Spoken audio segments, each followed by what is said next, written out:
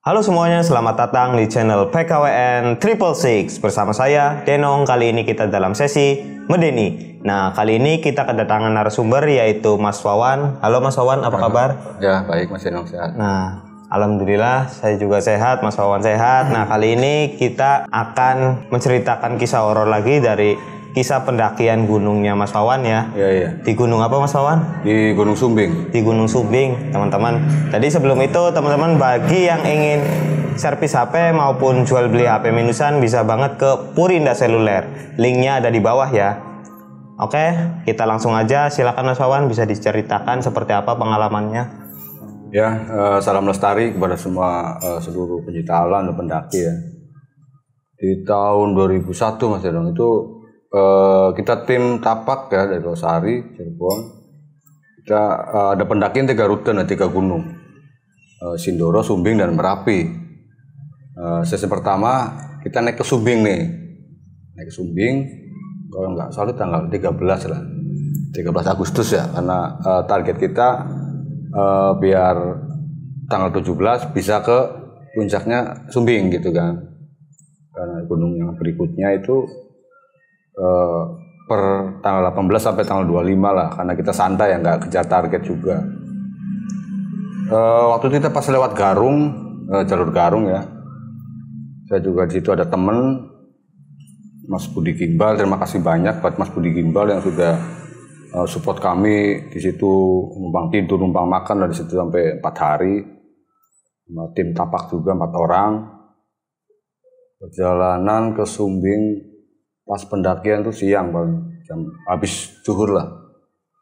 Zuhur kita briefing dulu sama tim, terus packing, persiapan perlengkapan alat-alat, karena zaman dulu kita naik belum ada alat-alat yang canggih Mas Denong ya. Apa adanya lah, apa adanya. Terus pas pendakian kita berempat kalau nggak salah berempat lah. Siapa ada itu? Mas Rapi, saya, Mas Danu, Gunarto, 5 sama si Danu 5 orang. Pas naik itu pendaki cuma 2 Mas Denong. Grup saya dari Losari sama dari Tangerang itu Tangerang cuma 3 orang nih. Cewek 2, cowoknya 1. Di perjalanan siang itu karena Gunung Sumbing itu terlalu panas ya, karena sebagian kaki gunung tuh nggak ada pepohonan, hanya ditanam bako. Itu kan bako terbaik Indonesia di situ, di Wonosobo. Bako terbaik Indonesia di Wonosobo, di kaki Gunung Sumbing. Terutama petani-petani itu ya petani tembakau semua di situ. Ada yang lain tembakau semua. Perjalanan menuju ke pos 1 itu masih panas lah. Pas naik sampai pos 2 jam 3 lah. Pos 2 jam 3 kita camp dulu sebentar sampai jam maghrib ya. Sampai maghrib 2 jam lah itu camp. Maghrib setengah 7 kita start lagi nih. Dari pos 2 menuju ke Pasar Watu di pos 3.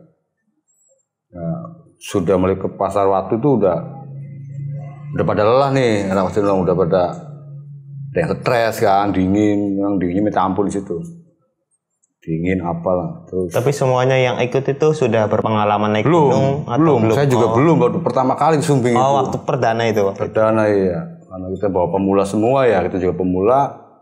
Pas leadernya saya di situ kan, pertanggungjawaban pada anak-anak tim semua.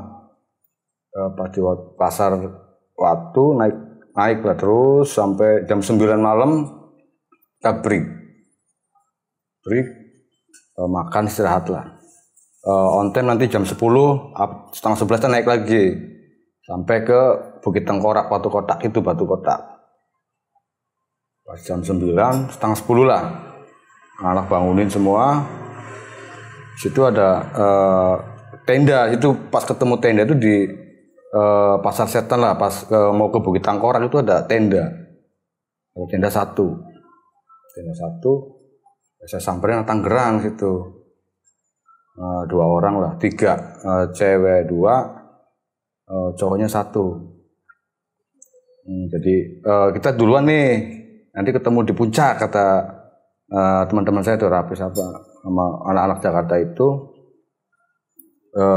pas di perbatasan Watu Setan dan Bukit Tengkorak kita itu udah nggak lihat jalan nih, anak kabut ya dingin apa pas ke Bukit Tengkorak itu anak-anak udah pada stres nih, nggak nemuin jalan Mas Denong situ, muter lagi Watu Kotak, perasaan rute ini tadi udah kelewat kan, udah pernah dilewati, muter lagi Watu Kotak lagi, Bukit Tengkorak lagi, merinding Mas Deno.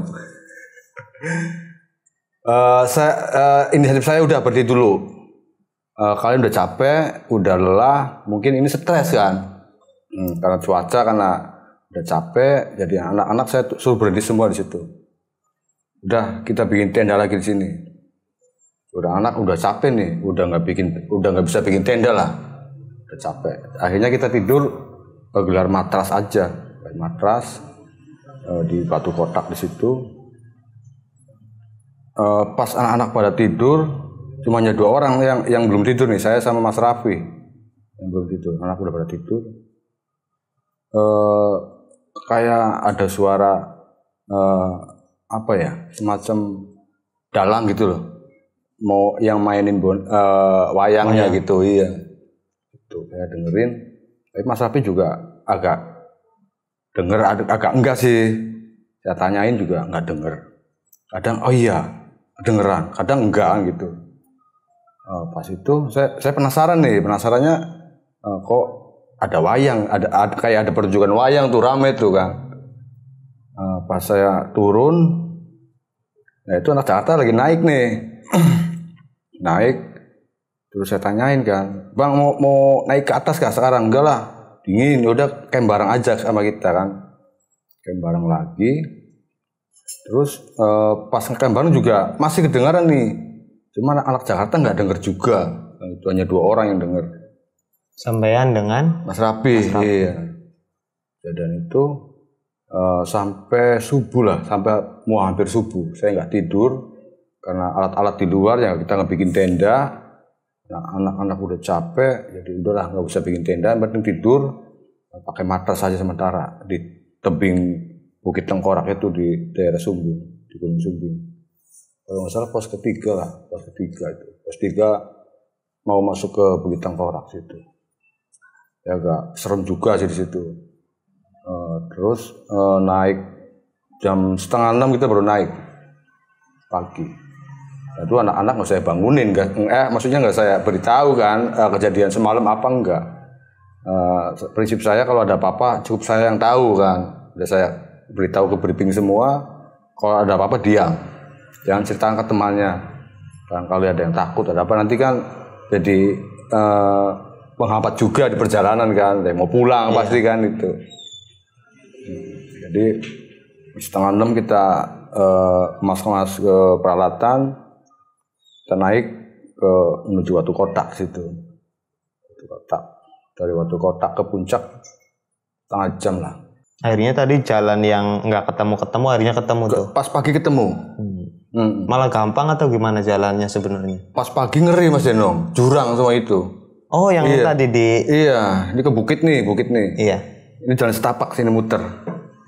Iya, karena rute lama ya, jadi nggak begitu terlihat jalan dulu sih. Kalau sekarang mungkin udah enak lah, udah bikin jalan yang bisa kelihatan. Kalau malam dulu mah enggak, masih banyak hilang rumput-rumput yang nutupin jalan. Kalau sekarang mungkin udah enak sekarang itu tahun 2001 saya. Apalagi waktu itu mau mendekati 17 ya. Iya. Biasanya kan kalau udah acara-acara besar mau 17-an kan biasanya dibersihin dulu jalan-jalan kayak gitu biasanya. Itu salah saya itu naik terlalu awal, jadi masih sepi.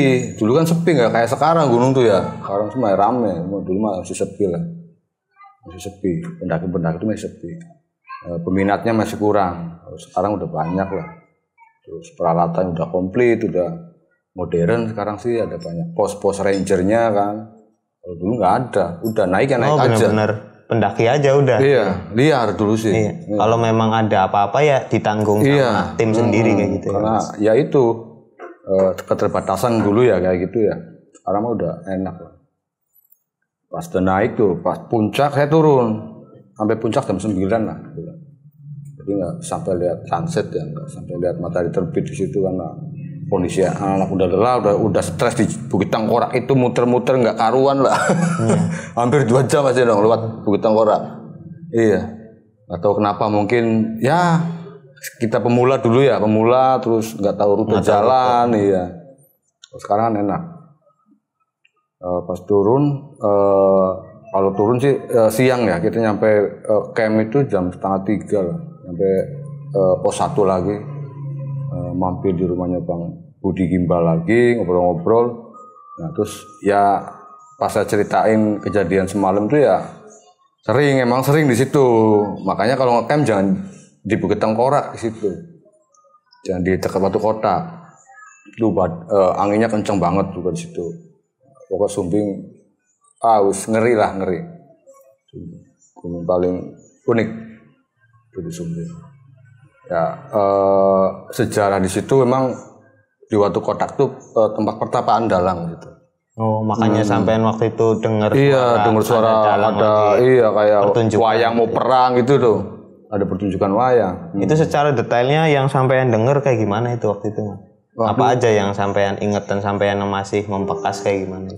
Yang saya membekas tuh di Bukit Tengkoraknya Mas Deno. Padahal tuh jalannya waktu pas saya pagi tuh jelas banget lah, jelas banget. Oh lewatnya ke sini, padahal tinggal belok kiri langsung ke puncak kan, ke atas rutenya. Tapi ya namanya kita lagi stres ya. Jadi ya anak-anak juga, anak saya leadernya nggak tahu rute, mungkin anak-anak leadernya juga nggak tahu kan, bingung saya juga. Pemula juga naik Sumbing baru pertama kali di situ. Ya pas istirahat aja tuh, malam istirahat, saya nggak menerusin lagi karena cuacanya udah, pikiran saya udah mendukung lah, udah pada konsen semua ke rute. Jadi udah camp di sini aja, tenda nggak usah dibikin tenda, kita tidur pakai matras aja. Di tempat itu saya lihat dengar suara dalang di situ, sampai ya mau lari, anak-anak pada tidur kan. Iya jadi ya. Tapi sempat melihat kayak penampakan ada siluet dalangnya atau ada di situ kayak gimana nya enggak?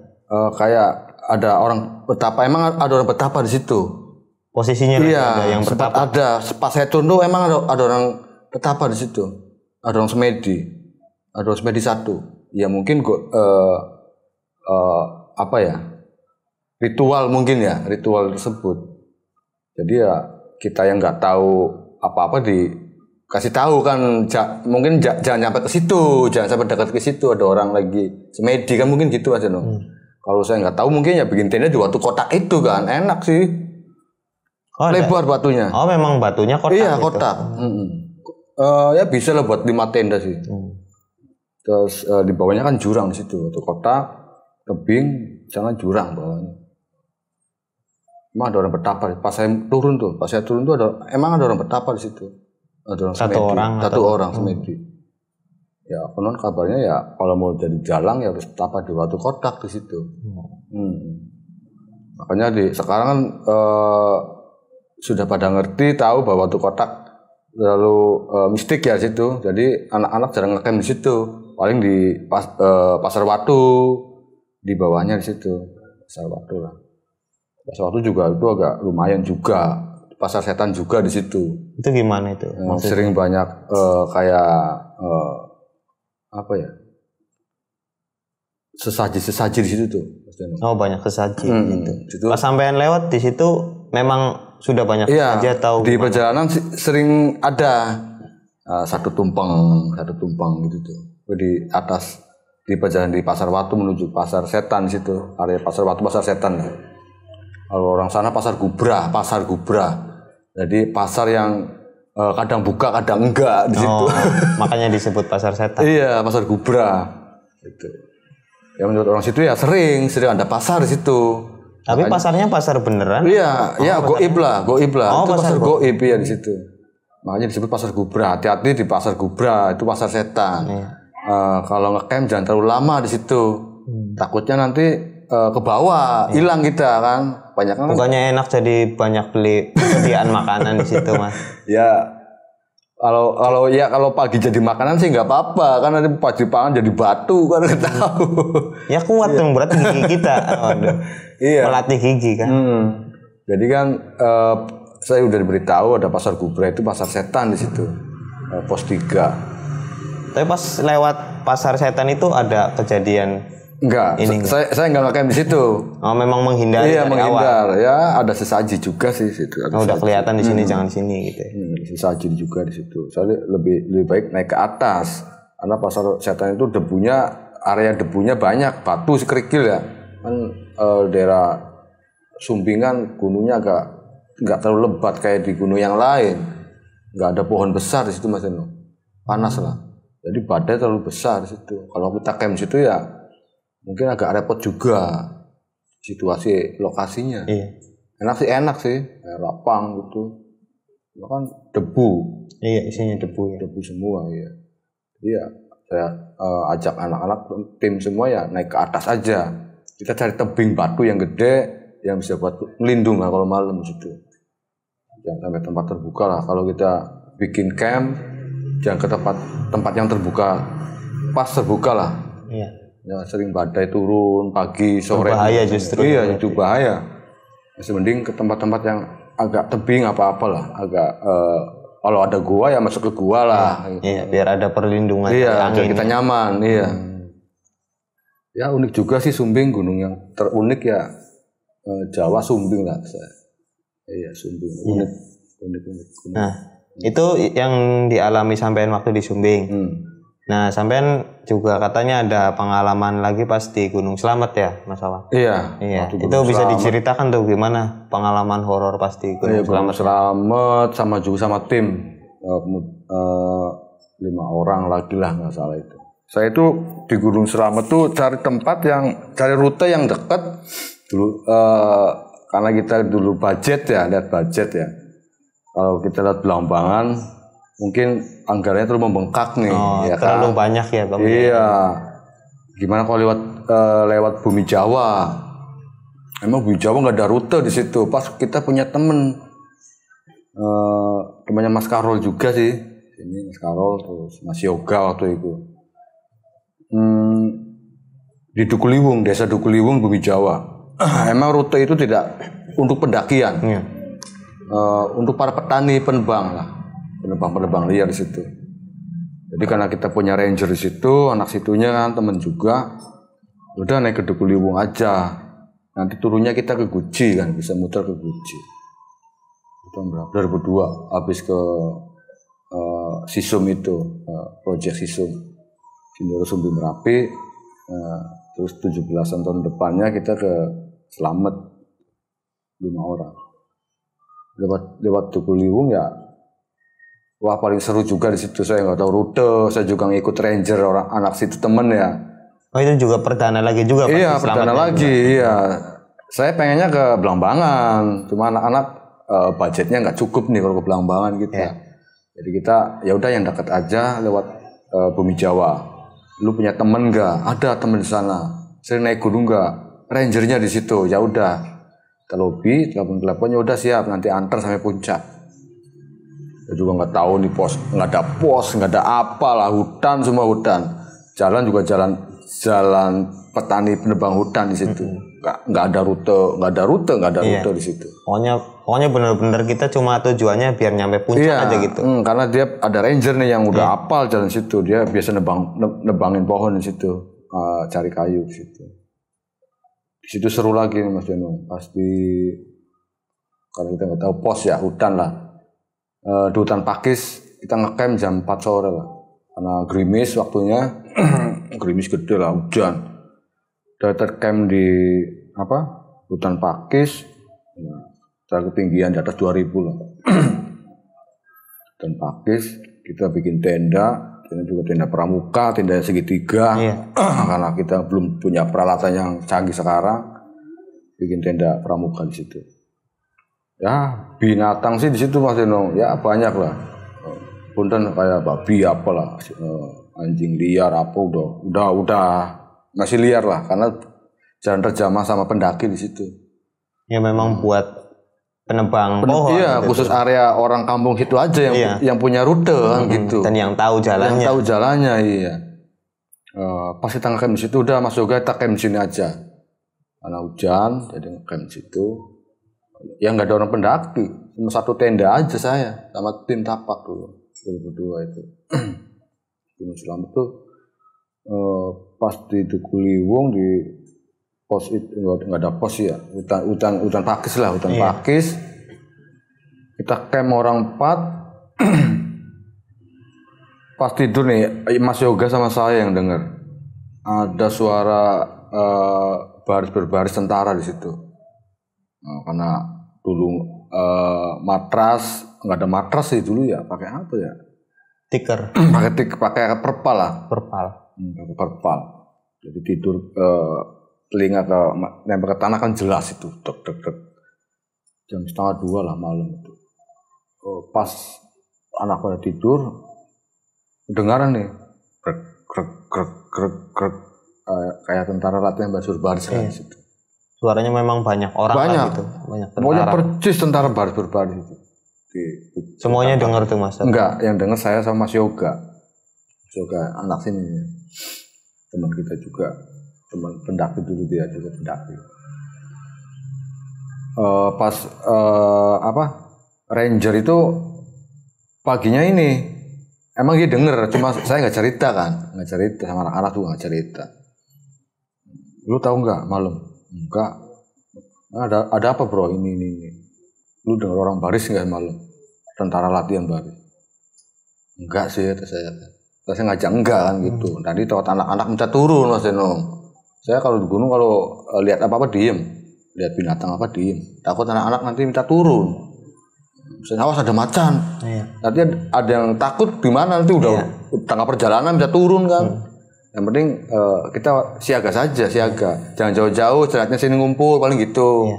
Nah siasatnya kalau memang ada macan, langkah yang dilakukan apa itu? Ya paling kita diem. Diem aja. Berhenti 2 jam 3 jam. Relax dulu. Santai. Ya kalau misalnya pergerakannya mau menyerang misalnya macan. Kalau di hutan enggak Mas. Enggak ya Mas? Enggak. Malah takut dia. Iya. Malah takut dengan manusia. Iya, takut. Enggak akan nyerang, enggak ada lah sejarahnya tuh. Ya semenjak saya ndaki itu nggak ada yang dimakan binatang buas tuh nggak ada. Takut ya karena masih alam bebas. Kecuali masih kalau di kandang ya itu galak Mas Eno. Ya habitatnya soalnya beda. Kalau di kebun binatang makin galak dia. Iya. Justru kalau di hutan mungkin sudah dapat makanan sendiri kali ya. Iya, survival di hutan tempat dia tinggal gitu. Banyak makanan lah. Mungkin ya hanya sekedar lewat kan gitu. Belum pernah sih saya dengar ada yang makan macan enggak. Iya.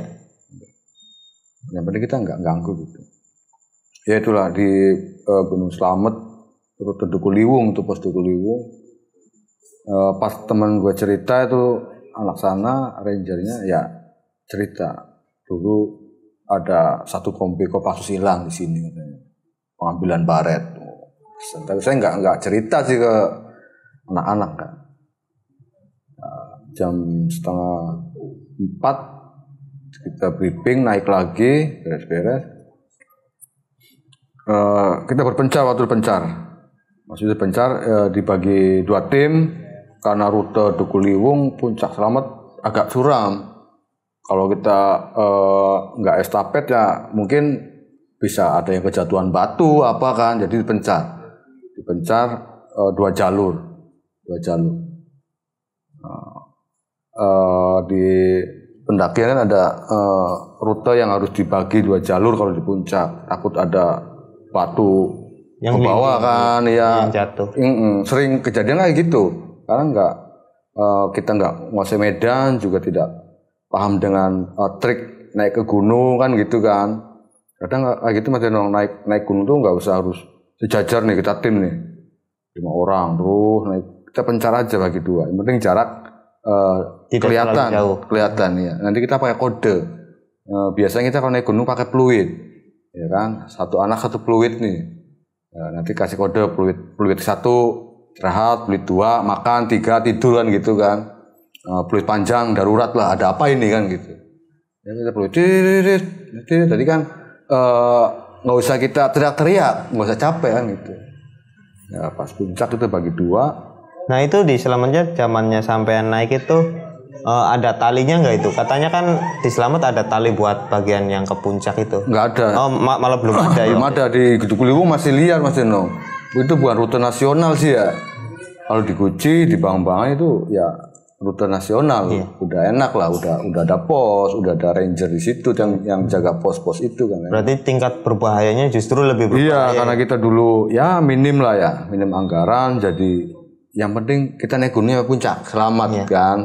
Nggak ada apa-apa.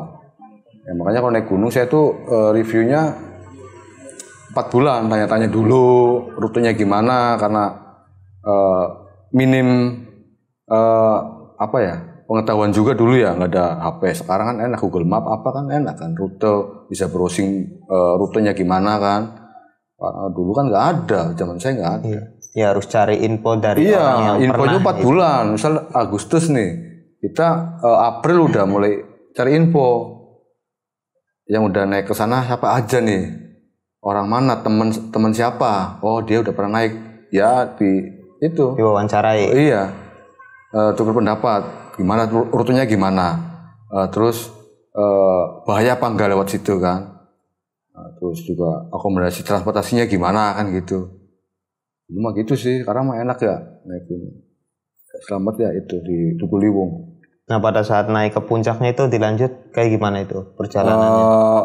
Pas naik puncak sampai puncak Dukuhliwung, Yang kan dibagi 2. iya dibagi 2. Akhirnya gimana? Jarak, Selamat atau? Iya, nyampe semua sih. Alhamdulillah sampai puncak semua. Tim 1 dan tim 2. Tim 2 saya yang rangernya, tim 1 teman saya yang di Dukuhliwung. Rangernya, jadi pas puncak tuh ya bareng sih, bareng karena kita pakai fluid ya. Ada kode berhenti, ada kode makan, ada kode apa, jadi enak. Karena nggak punya HP dulu, nggak ada, ya nggak punya lah. Dibilang nggak punya, belum musimnya Android dulu sih. Pas puncak Dukuhliwung tuh paling enak lah, paling enak, nggak curam di situ. Kita bisa turun ke kawah di situ. Yang curam tuh di Guci, pas saya tuh turunnya lewat Guci, jadi kita muter kawah. Dari Dukuhliwung muter ke Guci biar kita bisa, kalau Guci kan banyak air bisa mandi lah. Iya. Padahal paling enak di Guci, jalur Guci enak. Paling enak di jalur Guci. Masih di pos 3 masih ada air di situ, masih ada air, masih ada sungai. Pos 3. Turun dari Guci berapa jam ya? Turun jam setengah 10 lah itu, setengah 10. Karena kita perbakalan nggak ada, jadi nunggu pendaki-pendaki yang lain lah, minta air, minta apa sih. Kalau di Dukuhliwung nggak ada air di situ, kita harus dari bawahnya tuh, dari pos, dari penduduk. Kalau di Bang-Bangan kan enak, ada pos, ada yang jual air. Di Guci juga enak, ada pos 3 itu masih ada air di situ, masih ada mata air lah, masih bisa buat minum, buat mandi masih bisa di pos 3 Guci. Pas naik ke Guci, turun, kita trek langsung sih ya, trek langsung biar kita bisa istirahat. Turun jam setengah 10, nyampe Guci jam 4 lah, jam 4 lebih. Jam 4 lebih, ya biasa mandi air hangat apalah, bersih. Terus kita cari perkemahan di atas. Kita istirahat di situ, istirahat. Jadi ya kita pulangnya lewat Guci, pulangnya ke Guci. Jadi tapi lebih serem pas naiknya atau pas turunnya itu? Pas turunnya ada kejadian lagi? Enggak, turun sih enggak. Karena biasa orang pendaki kalau turun tuh pagi biasanya sih, paling siang jam 12 lah kita turun. Kalau lebih jam 12 sudah di atas, sudah angin udah kenceng, soalnya embun udah nggak ada embun sih, tinggal angin aja. Dia mungkin jam 10 lah, standar di puncak tuh jam 10 udah turun semua. Yang ngerinya di Sumbing ya itu, di Gunung Selamet ya, di Dukuhliwung, iya Kopassus sih. Katanya ada ranger saya yang di situ, satu kompi itu ada yang hilang, pengambilan baret di situ. Kopassus di Dukuhliwung. Nah dari pengakuan dari teman-teman sampean selain tadi lihat ada gangguan suara Kopassus tadi atau tentara yang lewat, ada yang lain nggak yang lihat penampakan atau lihat suara-suara lain atau gangguan-gangguan lain kayak gitu Mas? Kalau Pas turun tuh, pas udah nyampe, iya. Enggak ada. Oh, nggak ada yang cerita ya? Nggak ada yang cerita. Termasuk sampean pun nggak? Enggak. Pas turun pun nggak cerita apa-apa? Iya. Cerita di rumah, kalau udah sampai di rumah saya kalau gitu. Nggak pernah cerita sampai teman-teman. Perjalanan. Takutnya ada yang ikut kan gitu. Takutnya ada yang ikut sampai di rumah kan gitu. Bukannya enak dapat oleh-oleh Mas? Ya kalau oleh-olehnya makanan sih nggak apa-apa kan. Iya. Kalau olehnya makhluk goib kan susah ya, nggak kelihatan kitanya kan. Iya. Ya dianya suruh bawa makanan. Kamu kesini bawa makanan dulu, gitu. Ya seru lah, naik gunung seru, seneng lah. Iya. Ada takut. Ya takut, saya juga takut sih naik gunung malam. Tapi secara penggambaran Gunung Slamet lewat tadi Duku Liwung kayak gimana Mas secara tadi, meskipun tanpa harus ada horornya pun itu secara tampilannya itu gimana? Kita kayak di Amazon di situ. Posisinya? Iya, masih asri banget hutannya. Iya. Jarang pendaki soalnya itu, jarang ada pendaki. Hanya petani-petani penebang hutan aja. Petani-petani karet. Pas malam kayak gimana rasanya itu? Ya itu banyak binatang-binatangnya, masih ada serigala, masih ada babi juga di situ. Tapi semuanya nggak ada yang nyerang? Nggak ada nyerang. Ya itu kalau di hutan tuh kayaknya nggak ada yang ini Mas Deno.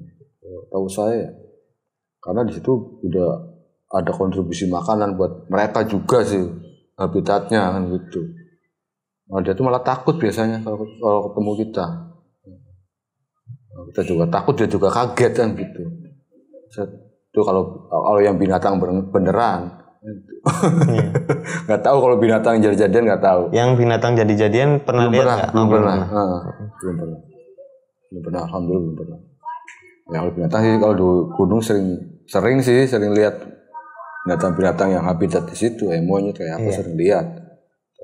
Tapi itu memang beneran binatang. Karena fauna di situ kan, fauna di situ, habitatnya. Ya mungkin hal mistik itu. Pokoknya di gunung itu jangan sampai stres Mas Deno. Misalkan kita capek ya udah istirahat. Ya. Biasa kalau stres itu tuh halusinasi pikiran kita sendiri itu. Ataupun jadi frekuensi dari pikiran kita itu jadi nyambung. Iya, dengan bisa jadi kenyataan. Iya. Gitu. Namun gelap nih. Jangan-jangan itu ada setan. Nanti nongol beneran kalau di hutan, kalau di gunung. Kalau capek udah tidur, diem. Udah. Kalau di gunung, kalau naik gunung saya sarankan anak gitu. Kalau stres, diem, mendingan diem. Maksudnya jangan terusin. Iya, istirahat. Mendingan bikin kegiatan, masak. Mie ke Indomie ke apa bikin kopi gitu. Biar gerak. Iya, itu biar solusi terhibur, juga ya. Solusi juga. Jangan bikin lagi kalut, lapar, stres, pengen cepet-cepet nyampe, akhirnya kan terganggu pikiran kita. Ya. Tapi kalau saya menyarankan yang sebaliknya, sebaiknya Anda stres, pikiran kalut, supaya di gunung banyak penampakan horornya. Diminum Mas Deno. Iya, diminum dulu Pak. Enggak juga. Kalau saya aja. Apa naik sama saya nanti ya? Iya, insya Allah Mas. Ya, Rinjani lah ya. Boleh. Nanti ke Rinjani lah. Saya belum ke Rinjani nih. Iya. Insyaallah. Nah itu Rinjani. Ada lagi yang mau di-share lagi pengalaman horor di gunung mana lagi gitu Pak? Ada nanti episode berikutnya ya Mas ya. Saya mau horor di Gunung Bromo. Oh ada juga tuh. Ada. Saya itu ke Bromo tahun 2000. Pas pergantian tahun. Iya. Bromo merbabu juga sampean ya? Iya, merbabu. Terus yang waktu yang di yang tadi Sumbing, terus apa lagi yang 3 gunung tadi? Sisum. Iya, Sindoro, Sumbing, Merapi. Nah, itu Sindoronya ada horornya enggak, terus enggak, di Merapi ada enggak? Saya Sindoro naiknya pagi tuh. Karena justru biasa aja. Iya, karena 3 gunung jadi harus ke Merapi hari ini kan gitu. Harus ke Merapi tanggal ini kan, karena teman ada yang kerja, harus masuk tanggal sekian. Jadi kita naik Sindoro pagi jam 9 nyampe sana jam 3 lah sore. Turun lagi. Turun sampai base camp jam 11 malam. Ini jadi nggak ada, iya nggak ada horor. Camp tektok itu. Kita tidur di base camp bawah Sindoro. Paginya kita lanjut ke Merapi. Merapi juga sama nggak ada horornya lagi. Ada sih nantilah ya. Oh, oke. Nanti diceritakan lagi ya yang. Nantilah episode berikutnya. Merapi asik juga sih Merapi. Tapi Merapi ya tergolong gunung yang modern di sana. Oh. Udah kayak planet itu maksudnya. Planet lah. Kayak di luar angkasa kalau di situ. Iya. Zaman segitu juga udah kayak gitu. Penampilannya. Iya. Kayak di planet apa gitu di Merapi. Tapi nanti ya. Iya, boleh lah. Oke. Nanti ini kado spesial Mas Enong buat Tapak juga kan. Mungkin ulang tahun yang ke 22 nanti. Agustus. Oh, Agustus ini. Selamat buat Tapak, semoga makin eksis, bisa menjaga lingkungan dan bermanfaat buat orang banyak, terus giat kepada lingkungan juga. Iya. Pokoknya jangan takut juga buat naik gunung. Jangan takut. Adapun hal horor, hal itu apapun. Iya, karena kan ada dua alam kita. Iya, yang penting nggak saling ganggu aja kan. Gitu. Lewat Tapi aja, kalau memang banyak cerita horornya bisa banget ke sini. Iya. Ya, tapi saya mengharapkan itu. Iya nanti. Banyak horornya. Maksudnya Mas Donong ikut nanti ke Sumbing. Biar tahu ada pagelaran wayang itu kalau malam. Biar saya juga kalau bisa mau ikutan main juga. Gitu, jangan balik. Ini Pak saya ikutin. Saya jadi peran apa gitu kan. Gitu. Nanti nggak bisa pulang. Tapi pernah terjadi kayak gitu nggak? Ya banyak sih di situ. Sampai nggak bisa pulang, hilang gitu. Ya pas kejadian itu saya cerita sama ranger di situ Mas Budi Gimbal, dia orang baik juga di situ lah ranger. Wah, ya ada emang yang sering hilang di Sumbing. Ya mungkin karena stres Mas Eno. Itu tadi karena naik gunung tuh nggak boleh terlalu beban pikiran, jangan sampai di target kita harus nyampe sana harus lihat matahari terbit, nggak usah. Yang ada nanti kita yang terbebani, memaksakan diri, stres, naik gunung itu memang betul-betul 1000 masalah, mungkin ya senangnya cuma satu kali di puncak aja. Ya. Sama ngopi gitu. Iya, pas nyampe puncak kita hilang nih masalah yang tadi malam, masalah yang tadi siang di perjalanan hilang. Cuma ya pas turun ingat terbebani lagi. Tadi malam saya di sini nih, tidur di sini nih. Ada ini ada kan. Iya. Oh ternyata rutenya kayak gini. Ternyata tidak menyelesaikan masalah juga. Cuma memang menjadi salah satu bentuk dari kita menenangkan pikiran kita. Iya. Ya makanya jangan naik gunung nggak usah ditarget lah. Kita harus nyampe jam segini, kita harus nyampe turun jam segini. Kita bikin asik aja, santai. Jadi jangan stres lah. Iya. Capek, tidur, makan, istirahat. Kalau nggak kuat masih ada logistik persediaannya cukup, camp lagi kita. Ya jangan nggak usah buru-buru. Nggak usah, saya tuh nanti ke depan pengen naik gunung tuh 4 hari. Iya, slow aja lah. Slow, nikmati. Pos 1 nginep, pos 2 nginep. Biar beban pikirannya juga lebih lama ingetnya lagi. Iya. Kan? Lupanya juga jadi lebih lama matahari kan. Dulu kan enggak naik gunung tektok, set turun sana. Puyeng. Iya, kayak kita makan di warung kan. Iya. Nah, jadi pas pulang malah puyeng lagi. Iya. Sekarang mah udah duit habis. Masalah balik lagi. Aduh. Iya. Ya, karena dulu kan nggak ada yang bisa buat apa ya? Tukar pikiran Mas Eno. Belum ada pendaki-pendaki yang senior, zaman saya itu nggak ada. Oh, justru malah angkatan Mas Wawan ini yang justru yang pertama gitu. Iya, alhamdulillah di Losari itu ya banyak lah yang ikut tapak, yang saya ajak naik gunung, cara-cara hidup di alam bebas kan gitu. Saya ajari survival, cara hidup bertahan di alam bebas kayak apa. Nah, ya menarik juga itu. Gimana itu Mas cara salah satu yang pokok tuh yang kita sebagai misalnya yang belum pernah naik gunung terus ingin bertahan biar bisa selamat lah di gunung tuh kayak gimana? Intinya alam itu keras ya, keras. Dia tidak pandang siapa, tidak pandang apalah kerat. Iya, nggak pandang mau pemula mau yang udah mahir mau senior, mau orang kaya, mau orang miskin. Kalau alam udah bicara lain, mau apa kan gitu. Ya, makanya ada ilmu survival itu biar kita nggak kaget di alam bebas itu. Di sana nggak ada warung, nggak ada nggak ada kan ya, nggak ada tukang bakso juga nggak ada. Jangan-jangan besok ntar ada. Ada di Gunung Lawu kemarin satu suro. Seru satu suro. Tahu-tahu ada Gunung Lawu seru. Satu suro tapi lo kalau mau ke sana nggak usah bawa makanan lah. Satu suro sih. Kemarin satu suro. Ya ada pembelajaran juga di setiap pendaki. Terutama di fisik kita, karena kekuatan ada di fisik kita juga. Makanya para pendaki harus sering olahraga, istirahat yang teratur, itu perlu juga. Dengan pola makan yang sehat nanti kalau mau naik gunung gitu. Mental juga kayak bukan pikiran yang tadi di rumah. Sebaiknya kayak gimana tuh? Kalau pas ketika naik? Lebih ke sifat individu Mas Dong ya. Nanti kelihatan kalau sifat individunya nanti kelihatan. Oh, setiap orangnya nanti. Iya, nanti kelihatan. Karena apa? Individu kelihatan karena udah emosi itu kelihatan nanti. Oh, dipancing biar ada emosi dulu. Capek, lapar kan emosi nih. Nanti kelihatan. Oh, ini anak kayak gini sifatnya. Oh, yang ini kayak gini, yang ini kayak gini nanti ketahuan. Makanya harus belajar ilmu survival.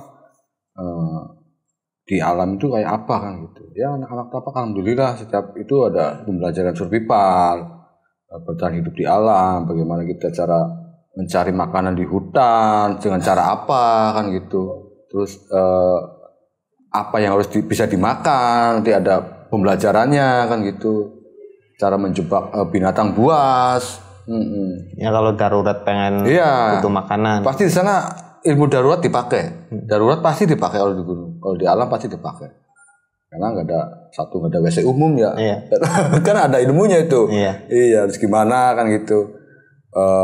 Misalkan gas kita habis nih mau masak, ya harus gimana caranya kayu yang basah bisa buat masak gitu kan. Caranya gimana? Kan ada ilmunya. Nggak mesti harus kering berarti. Iya. Kalau kering mah bisa. Berarti bukan di hutan nih. Bukan, iya. Pas hujan nih, gas habis, aduh gimana nih? Ada kayu enggak kan gitu? Ada ranting enggak? Ya, itu ada ilmunya juga nanti. Makanya saya kalau ke hutan tuh sih bawa kantong plastik banyak Mas Deno.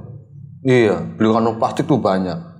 Buat situasi hujan di situ. Buat masak nantinya. Iya.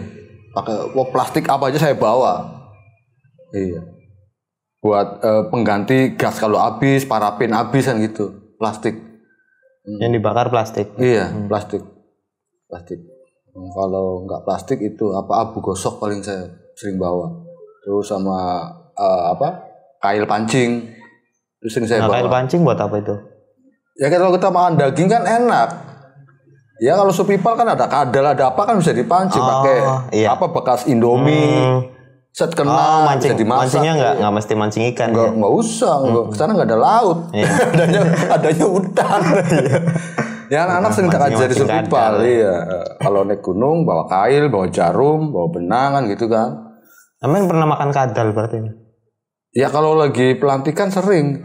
Ya sering sih. Iya pernah makan kadal. Pernah. Anak-anak juga kalau pelantikan ya harus survival. Nggak boleh makan Indomie. Nggak boleh minum air dari galon, dari aqua, dari. Kalau sekarang mah pada nggak ada ya kayak gitu. Ya mungkin makannya Indomie. Enggak, paling kalau ada pelantikan, pengukuhan gitu. Kalau pengukuhannya harus benar-benar survival.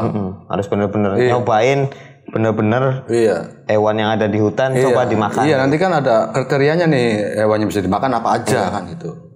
Lokasi area hutannya apa, ya kan? Mending kalau di berarti ada pemetaannya hutan. Iya, hutan. Di gunung ini, hutannya ini nanti akan ada jenis hewan-hewannya ini nanti yang bisa dimakan. Iya, kayak di Semeru kan ada danau, kan ada Ranukumbolo kan kita bisa mancing di situ, bisa makan ikan. Kalau di gunung-gunung yang lain kan jarang. Hutan kan. Ya itu ada kadal, ada ular, ada apa. Makanya saya kalau naik ya pakai kail, bawa kail, jarum, benang, apa. Itu pasti saya bawa. Korek kayu ya, kayu masukin ke botol, ya, kita double dip rapet biar nggak kena embun juga itu perlu. Karena kebanyakan kalau korek gas tuh jarang ini Mas Dano, banyak errornya kalau di sana. Mungkin ya kena embun. Kalau korek yang kayu kan enggak.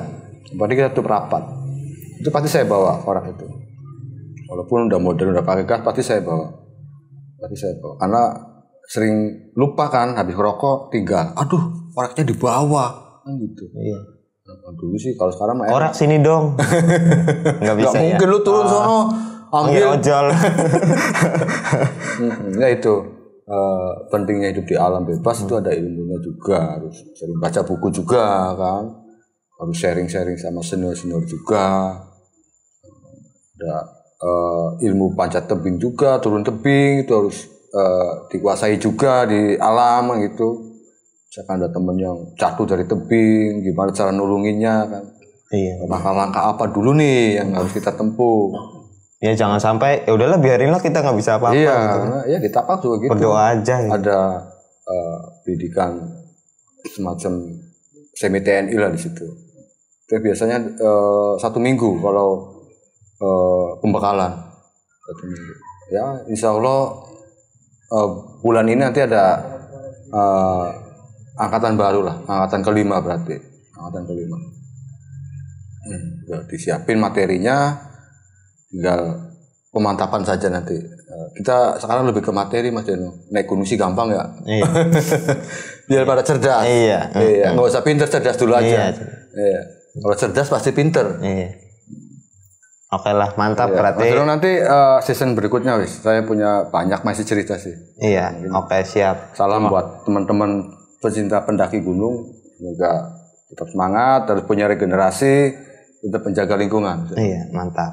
Oke, terima kasih Mas Wawan sudah mau berbagi ceritanya maupun yang tadi ada horor ataupun ada tadi sedikit edukasi. Iya, edukasi untuk pecinta alam juga. Iya, pecinta alam juga supaya kita bisa merawat dan menjaga alam. Iya, kelestarian alam kita, terutama di gunung tadi yang ada kita tadi. Di lingkungan kita juga lah. Iya, di lingkungan juga. Pokoknya dimanapun tempatnya kita harus bermanfaat dan harus menjaga kelestariannya juga biar nanti regenerasi kita bisa menikmati Mas. Jangan kitanya aja. Iya, cucu-cucu kita juga bisa tahu. Menikmati lah. Bareng-bareng menjaga. Benar. Oke Mas Wawan, terima kasih sekali lagi. Oke teman-teman juga terima kasih sudah menonton video ini. Jangan lupa buat nonton video-video selanjutnya. Kita akhiri billahi taufik wal hidayah. Wassalamualaikum warahmatullahi wabarakatuh.